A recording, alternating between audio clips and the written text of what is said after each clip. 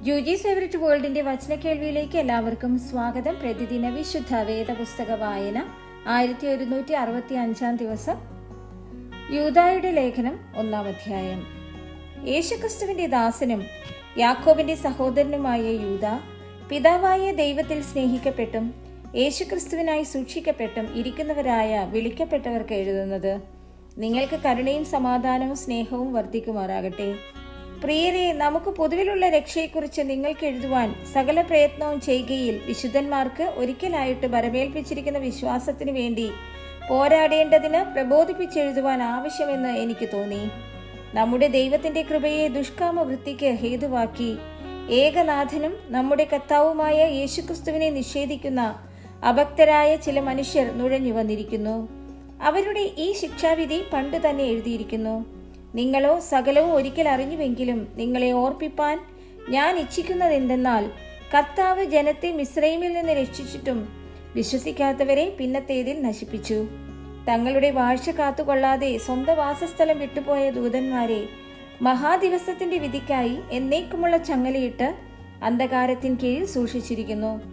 അതുപോലെ സോദോമും ഗോമോറയും ചുറ്റുമുള്ള പട്ടണങ്ങളും അവർക്ക് സമമായി ദുർനടപ്പ് ആചരിച്ച് അന്യജടം മോഹിച്ചു നടന്നതിനാൽ നിത്യാഗ്നിയുടെ ശിക്ഷാവിധി സഹിച്ചുകൊണ്ട് ദൃഷ്ടാന്തമായി കിടക്കുന്നു.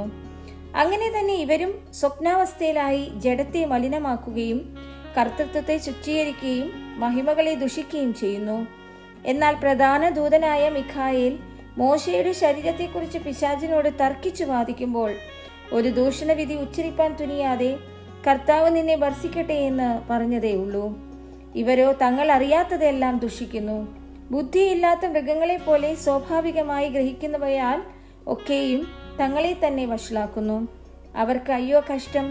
അവർ കയ്യിന്റെ വഴിയിൽ നടക്കുകയും കൂലി കൊതിച്ച് ബിലയാമിന്റെ വഞ്ചനയിൽ തങ്ങളെ തന്നെ ഏൽപ്പിക്കുകയും കോരഹിന്റെ മത്സരത്തിൽ നശിച്ചു പോവുകയും ചെയ്യുന്നു.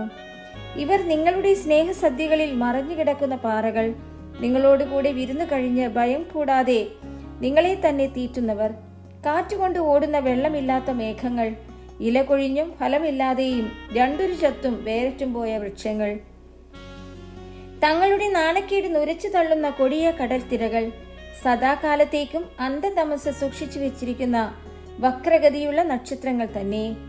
ആദാം മുതൽ ഏഴാമനായ ഹാനോക്കും ഇവരെക്കുറിച്ച്, ഇതാ കർത്താവ് എല്ലാവരെയും വിധിപ്പാനും അവർ അഭക്തിയോടെ ചെയ്ത ഭക്തിവിരുദ്ധമായ സകല പ്രവൃത്തികളും നിമിത്തം ഭക്തികെട്ട പാപികൾ തന്റെ നേരെ പറഞ്ഞ സകല നിഷ്ഠൂരങ്ങളും നിമിത്തവും ഭക്തികെട്ടവരെ ഒക്കെയും ബോധം വരുത്തുവാനും 1000 വിശുദ്ധന്മാരോടുകൂടെ വന്നിരിക്കുന്നു എന്ന് പ്രവചിച്ചു.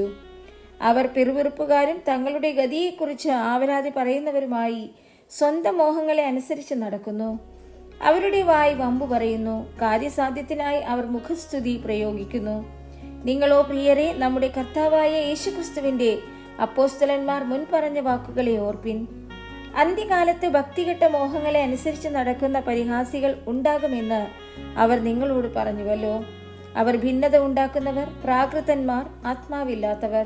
നിങ്ങളോ പ്രിയമുള്ളവരെ, നിങ്ങളുടെ അതിവിശുദ്ധ വിശ്വാസത്തെ ആധാരമാക്കി നിങ്ങൾക്ക് തന്നെ ആത്മീക വർധന വരുത്തിയും പരിശുദ്ധാത്മാവിൽ പ്രാർത്ഥിച്ചും നിത്യജീവനായിട്ട് നമ്മുടെ കർത്താവായ യേശുക്രിസ്തുവിന്റെ കരുണയ്ക്കായി കാത്തിരുന്നും കൊണ്ട് ദൈവസ്നേഹത്തിൽ നിങ്ങളെ തന്നെ സൂക്ഷിച്ചുകൊള്ളുവിൻ. സംശയിക്കുന്നവരായ ചിലരോട് കരുണ ചെയ്യുവിൻ. ചിലരെ തീയിൽ നിന്ന് വലിച്ചെടുത്ത് രക്ഷിപ്പിൻ. ജഡത്താൽ കറപിടിച്ച അങ്കി പോലും പകച്ചുകൊണ്ട് ചിലർക്ക് ഭയത്തോടെ കരുണ കാണിപ്പിൻ.